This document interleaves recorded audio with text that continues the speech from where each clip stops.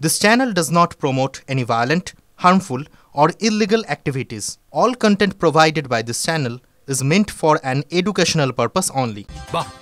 এবার হয়েছে স্বাদ। হ্যাঁ, অপূর্ব স্বাদ। এমডিএচ এর চাঙ্কি চাট মশলা, জীবনে আসল স্বাদ জাগলো। আসল মশলা এসএস এমডিএচ।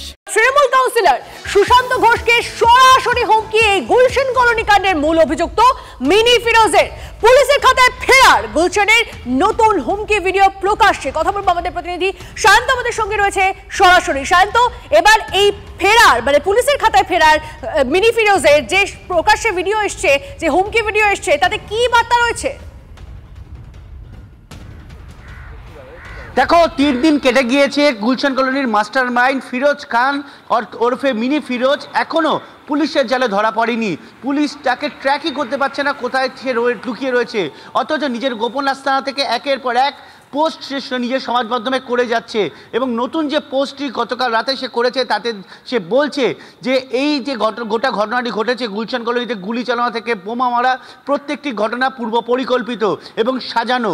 এমনকি যে বিরিয়ানির দোকানে ভাঙচুর করা হয়েছে বলে অভিযোগ উঠেছে তার সঙ্গীদের বিরুদ্ধে, সেখানে ভাঙচুরি করে থাকে তাহলে রাত 3:30টার সময় কার জন্য সেখানে বোমা মারা হলো।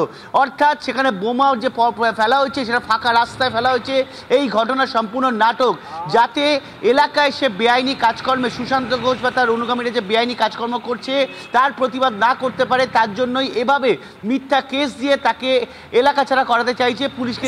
তুমি আমাদের সঙ্গে থাকো, একটু সঙ্গে থাকো। যে ভিডিওয়ে যে হুঙ্কার, যে হুঁশিয়ারি এই মিনি ফিরোজের, শোনাবো আপনাদের। वो भी मर्डर आसामी श्री सुशांत कुमार घोष जो मुझे एंटी सोशल बता रहे हैं, तो याद है कुछ इलेक्शन पीरियड में ये एंटी सोशल को लेके घूरते थे भाई। आप क्या बोले थे कि फिरोज हम लोग का जितना बहुत जरूरी है, नहीं तो अमुक लोग ना हमारे के खे फेलवे। कौन लोग? जब हम एंटी सोशल थे तो हमसे इलेक्शन पीरियड में हेल्प क्यों लिया गया? और हम तो वहाँ थे ही नहीं। एक बम गिराया गया, हम तो न्यूज़ में सुना एक जगह बम गिरा। सुशांत कुमार घोष साहब बोल रहे हैं कि 4 जगह बम गिरा। कितना अच्छा सेटिंग था नहीं कि बम गिराओ। अब तो साजिद है, तो ये लोग तो सब पकड़ा गया। अब बचा कौन? तो एक काम करो ना, अब फिरोज को साइड करना पड़ेगा।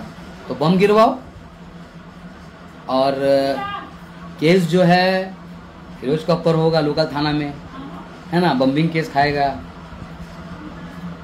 ये जालसाजी चालबाजी आदमी ना जालसाजी करेगा, चालबाजी ही करेगा, ठीक है। तो दादा 107 नहीं है कि आप वहाँ का आदमी का पीछे लग के उसको उल्टा फुल्टा और उल्टा समझाइएगा। हम खुद टेढ़ा हैं, हमसे सीधा से बात कीजिएगा, हम सीधा है। टेढ़ा से बात कीजिएगा तो हम बहुत बड़ा टेढ़ा है हम, इसलिए ना हमसे लगने का नहीं। हम अगर गलत रहेंगे, गिल्टी रहेंगे, हम खुद से बोलेंगे हम गिल्टी है, गलत है। मगर हम गलत नहीं है तो किसी का बाप भी आके हमको गलत नहीं बता सकता। আরো একবার কথা বলবো, আমাদের প্রতিনিধি শান্ত আমাদের সঙ্গে রয়েছে। শান্ত, এই মিনি ফিরোজ এরকম ভাবে প্রকাশ্যে হুমকি দিচ্ছে, পুলিশের খাতায় এসে ফেরার, কিন্তু সোশ্যাল মিডিয়ায় এসে আসছে হুমকি দিচ্ছে, এবার তো সুশান্ত ঘোষের নাম নিয়ে এসে হুমকি দিচ্ছে। এই মিনি ফিরোজ আসলে কার লোক? এতটা দুঃসাহস তার কি করে? কার এর মাথায় হাত রয়েছে? দেখো তনিষ্ঠা, স্বাভাবিকভাবেই তো এটা প্রশ্ন উঠছেই কে রয়েছে এর পিছনে। কারণ যেভাবে একের পর এক সোশ্যাল সাইটে সে পোস্ট করছে এবং সোশ্যাল মাধ্যমে পোস্ট করার পর হুমকি দিচ্ছে, তারপরেও পুলিশ তাকে ধরতে পারছে না, বলা চলে পুলিশ আর টিকিও খুঁজে পাচ্ছে না।